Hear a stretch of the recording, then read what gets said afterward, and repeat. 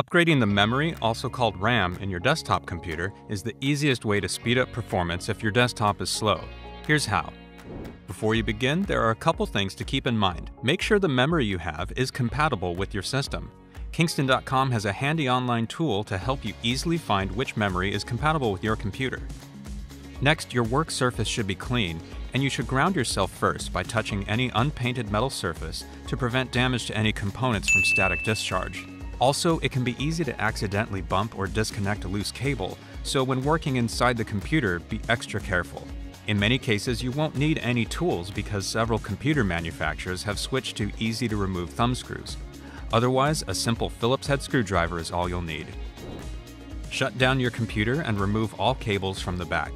It might be a good idea to snap a quick photo to help remember where each cable belongs when plugging them back in after you're finished. The memory is easily accessible on the motherboard inside the computer by removing one of the side panels. You can usually distinguish the correct side panel by the large thumb screw or screws, which are easy to remove by hand or with a screwdriver. Computer side panels may open differently on some systems. Some slide back, up, or even fold open. You may wish to consult your computer's manual before you begin. Once you get it open, you'll have a clear view of the motherboard. Now find the memory and memory sockets, usually 2 or 4 sockets in total. You can either add memory, if you have available sockets, or replace the existing memory. To remove the old memory, press the locking arms holding the module in place outwards and will pop up slightly, indicating it's released from the socket. If necessary, repeat this process to remove the other memory modules as well. It's important to verify the correct sequence and location of the memory sockets as stated in the computer manual, as installing incorrectly may degrade performance or cause the system to not boot.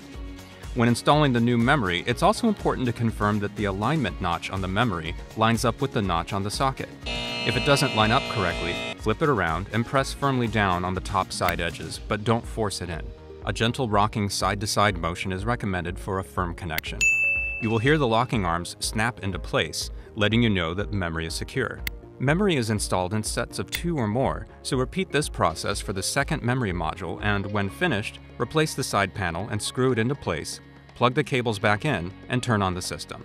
The computer may take longer than usual to boot as it identifies the new memory, and you may receive a message that the amount of memory has changed. But don't worry, just follow the on-screen instructions to enter the BIOS and accept the changes.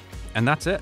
If you have questions or need additional help to install memory in your computer, be sure to visit www.kingston.com/support for more information. Thanks for watching.